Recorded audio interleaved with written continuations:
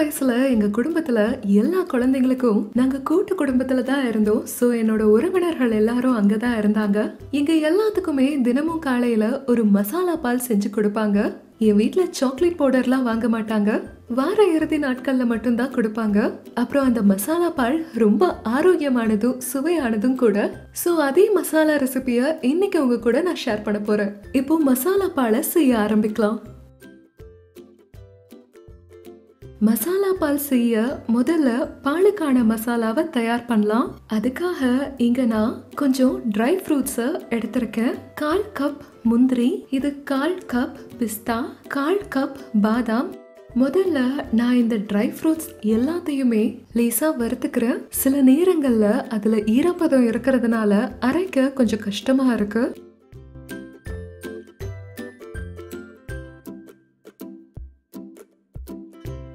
Dry fruits எல்லாத்தையும் லேசா வறுத்தாச்சு. இப்போ இத நல்லா ஆற விடலாம். இப்போ பாலுக்கான மசாலாவை செய்ய ஆரம்பிக்கலாம். அதுக்காக நான் இங்க பாதி ஜாதிக்காய எடுத்திருக்கேன். அது கூட 8-10 ஏலக்காய எடுத்திருக்கேன். நான் அத மிக்சியில இப்படி போட்டுக்கிறேன் இந்த மாதிரி. அது கூட 1/2 டீஸ்பூன் சோம்பு, அதாங்க பெருஞ்சீரகத்தை சேர்த்துக்கலாம். அப்புறம் 8-10 கருப்பு மிளகாய் எடுத்திருக்கேன், முழு மிளகு. இதையும் ஏலக்காய் ஜாதிக்காயோட சேர்த்து அரைச்சுக்கலாம்.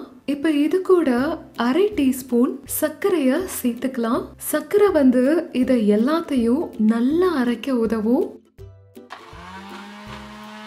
இத பாருங்க, எல்லா பொருட்களும் நல்லா அரைச்சாச்சு.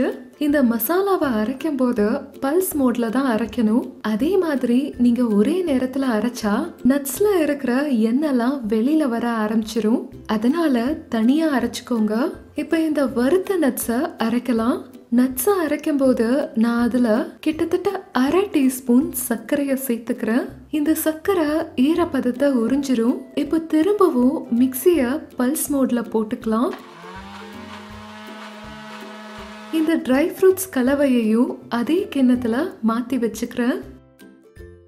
இங்க பாருங்க, எல்லா பொருட்களையும் நல்லா அரைச்சாச்சு. இந்த பால் மசாலா மொத்தமும் இப்ப தயாரா இருக்கு. ஆனா அதுல இன்னும் 3 விஷயத்த சேர்க்கணும். அது டோட்டலா ஆப்ஷனல் தான். முதல்ல இங்க என்கிட்ட கொஞ்சம் குங்குமப்பூ இருக்கு. குங்குமப்பூவை எடுத்து அதை சூடான பால்ல சேர்க்கலாம். அப்படி பால்ல சேர்க்கும் போது அது ரொம்ப நல்ல கலர் கொடுக்கும். நான் இங்க 1/2 டீஸ்பூன் சுக்கு எடுத்திருக்கேன்.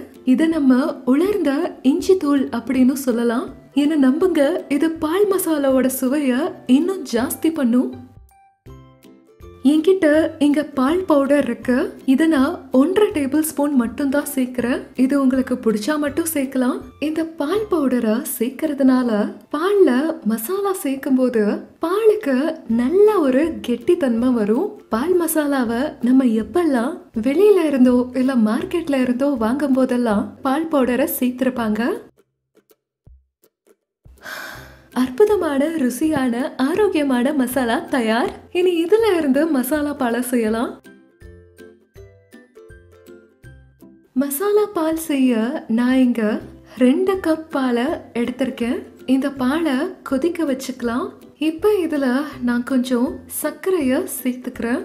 மசாலா செய்யும் போதே நம்ம கொஞ்சம் சர்க்கரைய சேர்த்திருக்கிறதுனால அதுக்கு ஏத்த மாதிரி சேர்த்துக்கோங்க. இந்த தூள் மசாலாவை சேர்த்துக்கலாம். நான் இங்க 2 டேபிள் ஸ்பூனை எடுத்திருக்கேன். இப்போ இந்த பாலை 2-3 கொதி வர வரைக்கும் மிதமான தீயில நல்லா கொதிக்க விட்டுக்கலாம். இப்ப சுட சுட மசாலா பால் தயாரா இருக்கு. இப்ப சீக்கிரமா பரிமாறிக்கலாம்.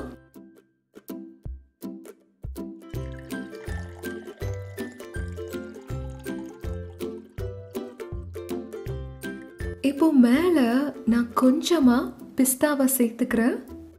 இப்ப தயாராயிருச்சு பால் மசாலா. அதுல இருந்து அற்புதமான வாசனையான மசாலா பால் தயார்.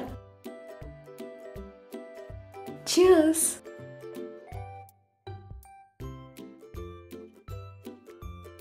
சின்ன வயசு ஞாபகம் புத்துணர்ச்சியை கொடுக்குது. குளிர்காலத்துல இதோட சுவை 2 மடங்கா இருக்கும். Must try recipe.